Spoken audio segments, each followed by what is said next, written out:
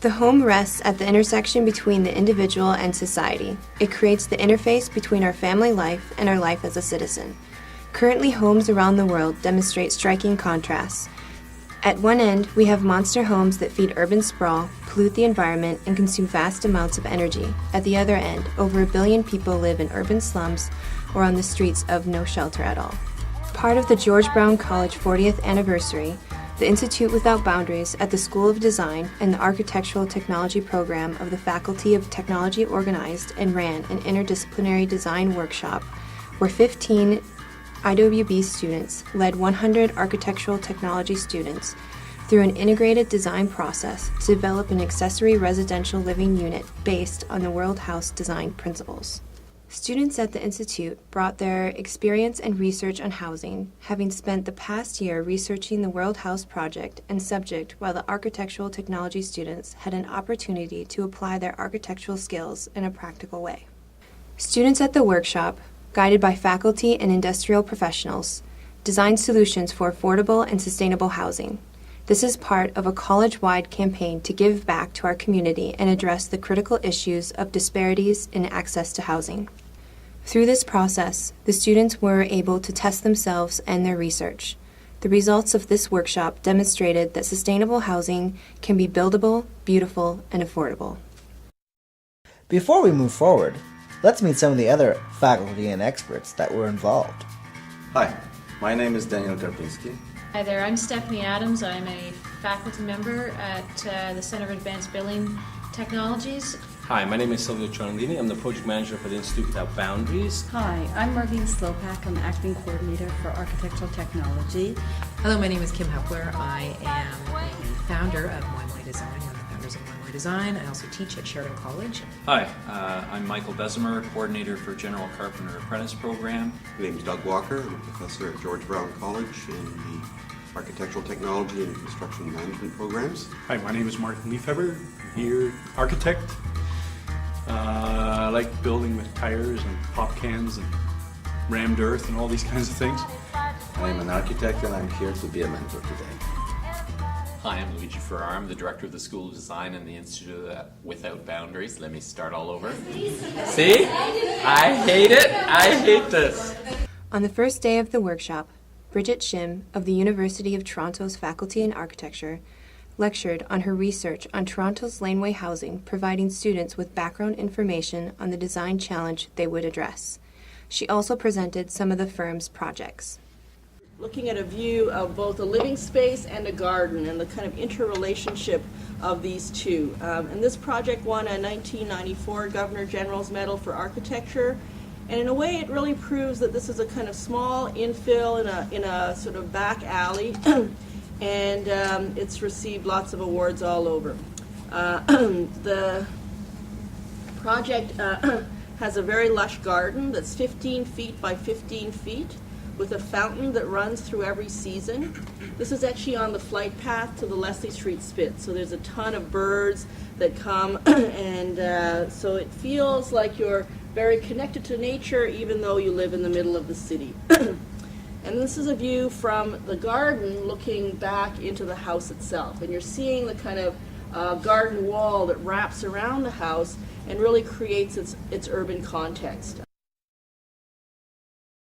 That it'll be $40,000 plus $10,000 budget for furnishings and appliances. Okay. I just want to be realistic. Okay? Yeah. No, it has to be cheap. It's got to be cheap. Yeah, I think they said like a budget of $40,000 each. I mean, I know it's a stickler, but you know, if you're going to evaluate everybody on the same criteria, is it just direct job costs? Which I would think, you know, markup can vary. So to my thinking, it should be just direct job cost, i.e. cost of materials and cost of labor to produce this thing. Well, yeah, that's what he was saying too. We should do it on something that we know, like we know what our lifestyle's like, right? So we know what a person of our age would need. Right. So, and I think that's a great idea because how many students pay $300-400 a month in rent? And at the end of 4 or 5 years, you have nothing to show for it. So if we can actually go in with a 300-400 square foot house and actually start to own that, and by the time you finish school, you own your house. What a great idea. That means that she wants them to not necessarily jump on the computers, which I've already seen a few of them do. They're all there. Yeah, she's saying the problem with that is that they get limited to what the computer can produce. So in other words, they're getting these square boxes, they're getting a lot of the stuff because it's easier to draw. She says she wants to see them sketch more. She wants a little bit more design and theory. Exactly what you guys are, she wants more of that into them. If you come in, then your door would be around here, then your tub and shower would be here, your vanity, and then your wash and dryer and closet here. That's tight. No, but like leave the bath the exact same 5x8. It's done. And have this studded out. Sketch it up. Okay. Okay, so if this was our front door here, we are thinking to have a ladder that you'd be able to climb up onto the roof. Then there would be stairs that you could walk onto. And then these would be like planters here. I like that. But if you're like that tired, do you really think you're going to climb up those stairs? We can create It's like 5 steps. Yeah. It's like 5 steps. We're gone on a bunk bed.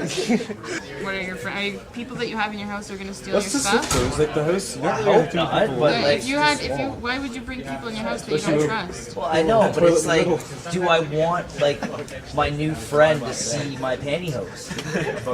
Do you wear things? I don't wear pantyhose, but I'm just saying, like. What are you worried about? By the way, turn up. This part will just pop out whenever necessary. Okay, does everyone see that? It's pretty cool, right? So it's like a room. A room is a drawer. Would you want your washer and dryer in your bathroom? People do it. Would you really want to live in a 400 square foot house? In addition, other faculty and industry experts mentored the students during the workshop. Well, your mentors are coming in. They're coming in for reviews. But at the same time, Luigi, he's a mentor on two actual teams. But he's also going to be going through with Marlene and Stephanie Adams, sort of seeing what the quality of the work is that's being done and the quality of the design as well. We figured that the igloo versus teepee idea really defines how a person lives. So in terms of especially economy, like you're easily defining who has low income housing, who has high income, or who's a student, who's two elderly people and living in a house. And we wanted to identify, or we wanted to explain that with 3 certain materials, there is sort of a level playing field between all these demographics. Within this, we used the Murphy bed, which for those of you who aren't familiar with it, it's a fold-up collapsible bed that pretty much takes up 2 feet of your wall space and allows for much more room. Instead of having a bedroom and a living room, we now have a bedroom where there would be a living room during the day and a living room where there would be a bedroom during the night. So our design works with time, works with pretty much human behavior. You're never usually in your bedroom when you're in your living room. You're never in your living room when you're in your bedroom. We're looking to put it in a residential lot. It's 10 by 40, so 10 widthwise and 40 lengthwise. And we're planning on putting the back of it up against a fence or move it back a little bit and have a little bit of like a garden area in the back. This is our option 1 design, and this is option 2.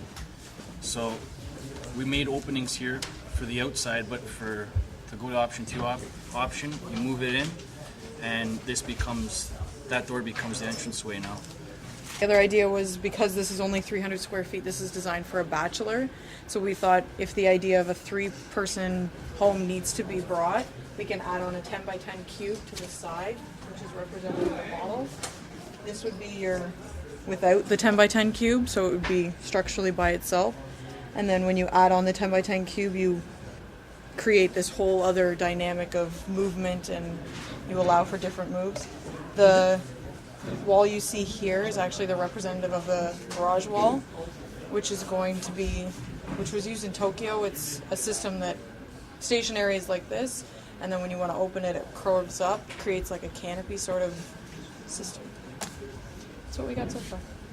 It probably should be just positive feedback, Yeah, rather than saying you did it disastrous, this is, this is. Someone's